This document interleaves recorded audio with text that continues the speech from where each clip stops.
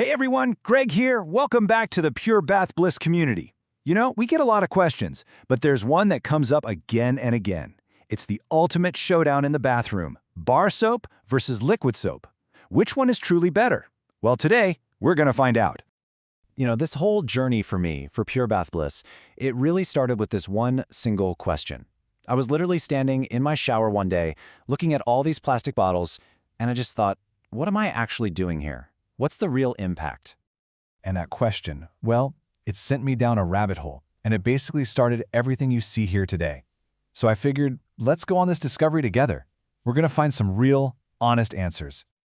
I want you to picture this, because I know you've been there.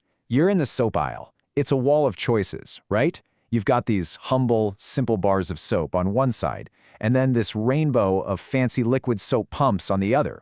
And you're just standing there thinking, what's the right move? So, let's meet our first contender, good old bar soap. This is the original, the classic. It's made from a really simple, traditional process using natural fats and lye. It's been getting us clean for, well, centuries. And in the other corner, we have its modern challenger, liquid soap. This one's a bit different. It's water-based, and a lot of the time it uses synthetic ingredients to get that smooth, silky texture, and, crucially, to balance its pH. We'll get into why that's a big deal in a minute. Okay, let the showdown begin. For round one, we're tackling a big one, something that's at the heart of what we do here, the planet. We're going to look at packaging, pollution, the whole deal. And right out of the gate, the difference is, well, it's huge. Your typical bar soap, it comes in a simple paper wrapper or a small cardboard box. It's minimal, it's biodegradable. Liquid soap, on the other hand, almost always comes in a plastic bottle. Usually with one of those complex pumps that are a real nightmare to recycle. That's a lot of plastic heading for our landfills. So for round one, there's just no contest, is there? It's a knockout, a clear, decisive victory for bar soap. If sustainability is your goal, this is one of the easiest swaps you can make. All right, but being good for the planet is only half the story. It also has to be good for you. So for round two, let's talk about your skin. How do these soaps really treat that delicate natural barrier that keeps you healthy? Okay, let's get a little bit sciencey, but stick with me. Your skin naturally has a slightly acidic pH, right around 5.5. Now, liquid soaps are engineered to match that, which is why they feel so mild. But traditional bar soap is naturally alkaline, way up at a pH of 9 or 10. That high pH is amazing for getting you squeaky clean, but it can also be a little bit drying for some people because it temporarily throws that natural skin pH out of whack. And for that reason, round two goes to liquid soap.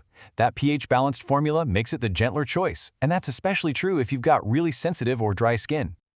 Okay, so we're all tied up 1-1. Time for round three, and we have got to talk about the elephant in the bathroom. It's the germ myth. Let's just bust this thing wide open right now. This is the number one thing I hear from people who are hesitant about switching to bar soap. Ew, Greg, doesn't it just sit there collecting germs from everyone?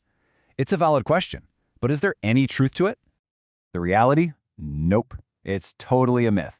Study after study has shown that even though a few bacteria might hang out on the bar, they just don't transfer to your skin.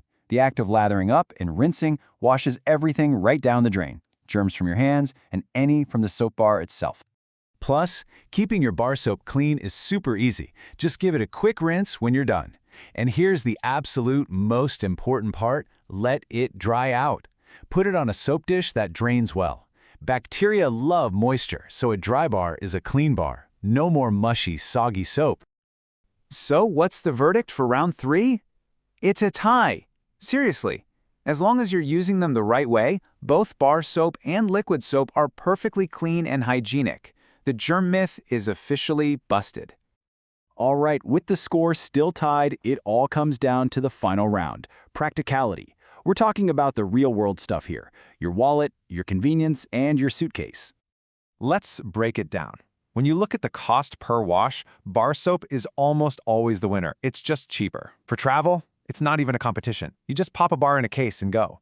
With liquid soap, you're always worried about that potential soapy explosion in your bag. And if you keep a bar soap dry, it'll last you a really, really long time. So for this final round, we've got another clear winner. For value, for convenience, for travel friendliness, the win goes to bar soap, hands down. So after all that, what have we learned? The goal here was never really to declare one single winner for everyone. It's about giving you the info you need to make the perfect choice for you, for your life, and for your values. So let's look at the final scorecard. Bar soap is the undeniable champ when it comes to being eco-friendly, easy on the wallet, and super portable. Liquid soap takes the prize for being extra gentle, especially if you have sensitive skin. And when it comes to hygiene, it's a dead heat. Both are great. See, the best choice really just depends on what's most important to you. If your top priority is reducing plastic and saving a little money, bar soap is an incredible option. But if your skin is super sensitive and needs that pH-balanced TLC, then maybe liquid soap is your go-to. There is no single right answer. So I'll leave you with this question. What choice is going to create your perfect Pure Bath Bliss? I hope this little explainer has helped you figure that out. Thanks so much for joining me, and I'll see you next time.